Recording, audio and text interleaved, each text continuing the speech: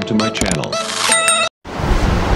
வணக்கம். அபி டிவி லைவ்ல நம்ம பார்க்க போகிறது நெல்லையில் உலக மகளிர் தினத்தை முன்னிட்டு ஐக்கிய ஜனதாதளம் கட்சியின் மாவட்ட தலைவர் சோமசுந்தரம் தலைமையில் நெல்லை சந்திப்பு பேருந்து நிலையத்தில் பெண்களுக்கு இனிப்புகளை வழங்கி மகளிர் தின வாழ்த்துக்களை தெரிவித்தனர். அந்த வீடியோ தான் நம்ம பார்க்க போறோம். மார்ச் 8ஆம் தேதி உலக மகளிர் தின விழா வெகு விமர்சையாக கொண்டாடப்பட்டு வருகிறது.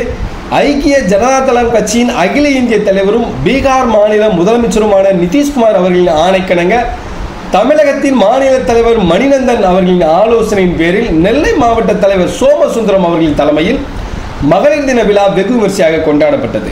அதன் ஒரு பகுதியாக நெல்லை சந்திப்பு பேருந்து நிலையத்தில் பெண்களுக்கு மாவட்ட தலைவர் சோமசுந்தரம் இனிப்பினை வழங்கி மகளிர் தின வாழ்த்துக்களை தெரிவித்தார்.